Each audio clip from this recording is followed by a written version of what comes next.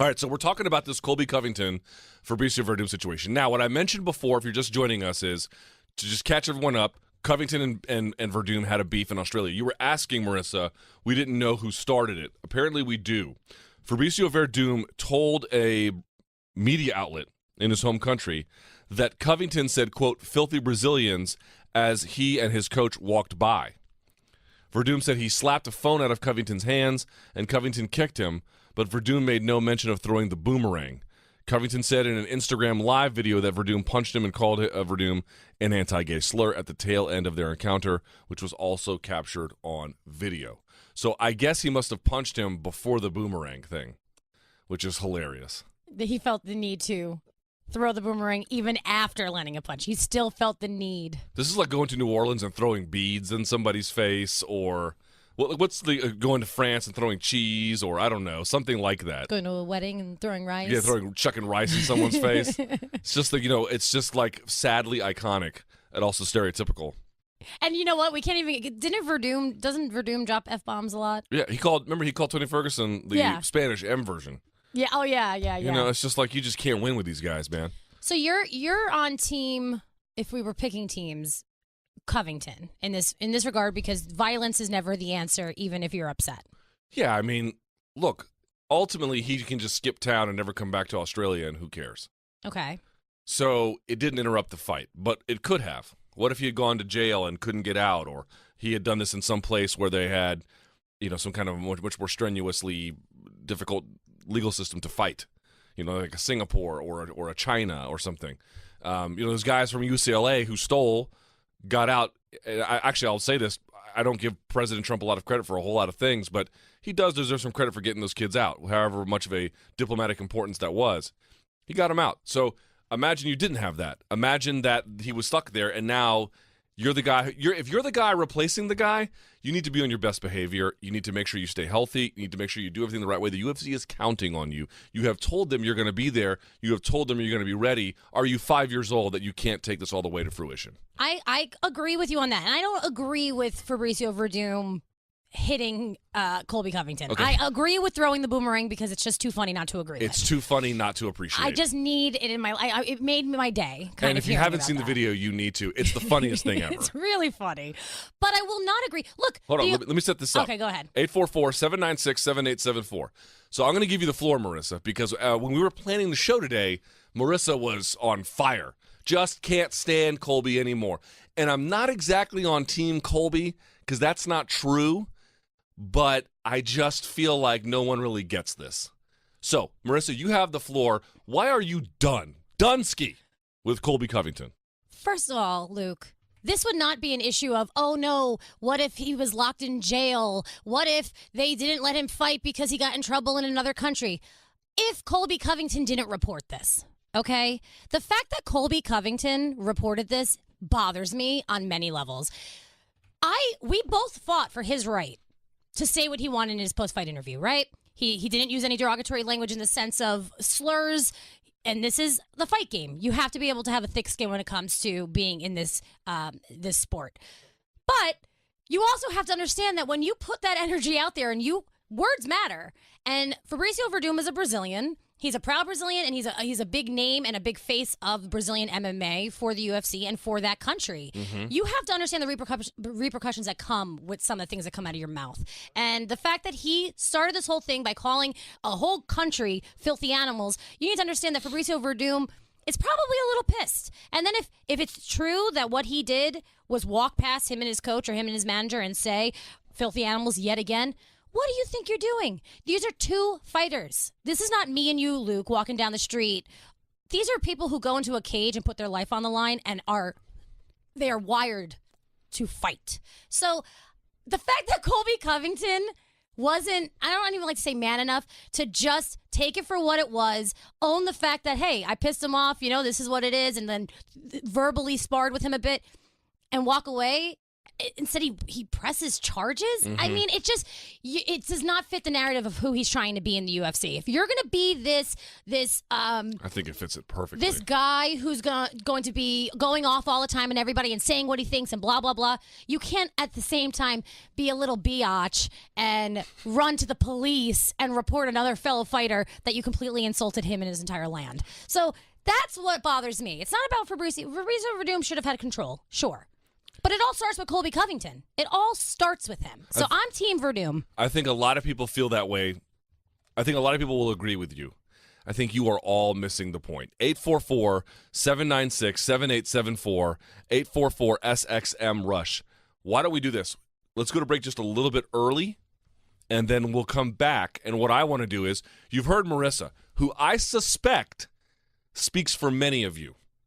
Here's the problem. Many of you are wrong. All right, 844-796-7874, 844, the band Rush sucks.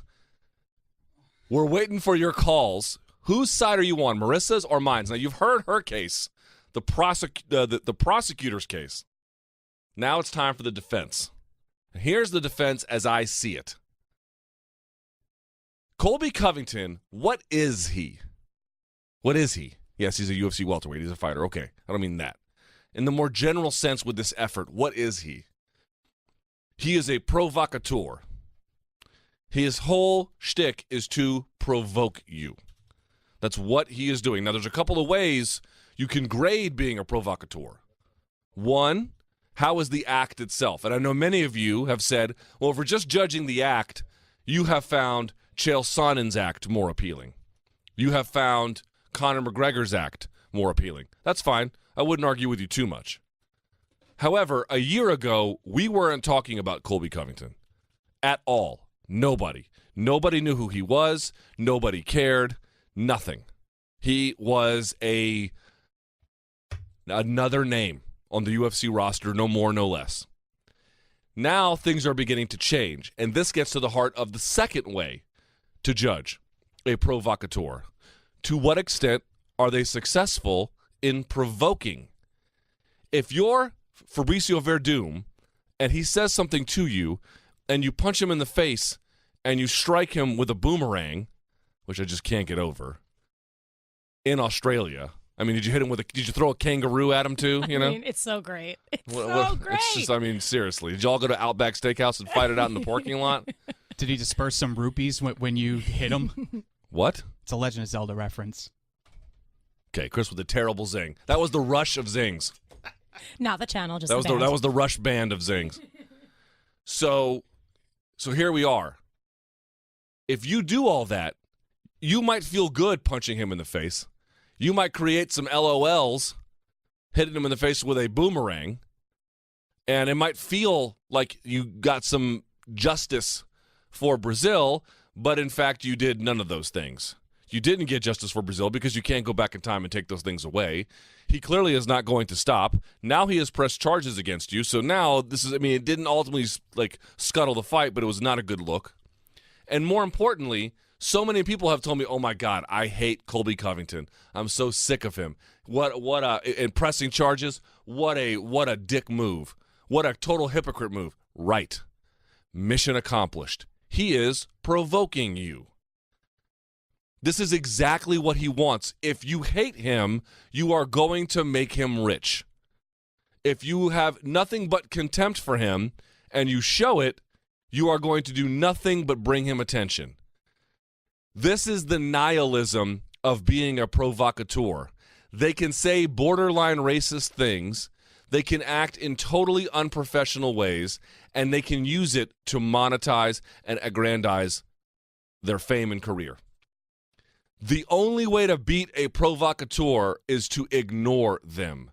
That when they walk by and they call you a filthy animal, you pretend like you never saw or heard it.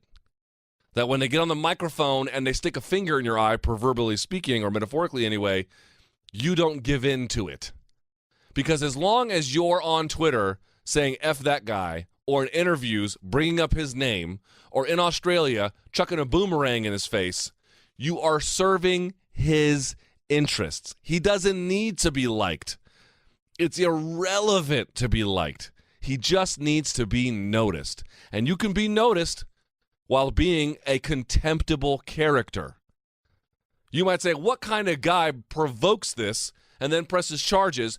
I've said on this show before, if you fuck with somebody, don't be surprised when you succeed. Colby Covington, you fucked with Fabricio Verdum. Don't be surprised when you succeed. But succeed is exactly the right word. Understand what he's doing here. It may be childish. It may be dumb. It may be annoying. It might be unethical. But it works for him because what he is a provocateur. The defense rests, Your Honor. But do you not get the same? This whole encounter could have happened, right? All of this could have happened, and we have the same story without him pressing charges. He doesn't need to press the charges. Do you understand? It makes him You're more. still in the news. Marissa, did it not blow your mind that he would have the audacity after everything he said to press charges? Yes. Exactly. Okay. Exactly. That's the point. Yeah. This is what he's trying to do. I get that. But I feel like you're still. He wants to be All noticed you donkeys and are talked the about. ones that care about it. This guy over here who doesn't want to give it oxygen, I'm the one who's like, I see right through all this shit. Yes, he comes off terrible, but he comes off noticeable. I don't even dislike Colby Covington. I have no issue with Colby Covington. I get that you have to do what you got to do in this sport, and if that's who he's trying to be in this sport, So then what's ultimately your issue? My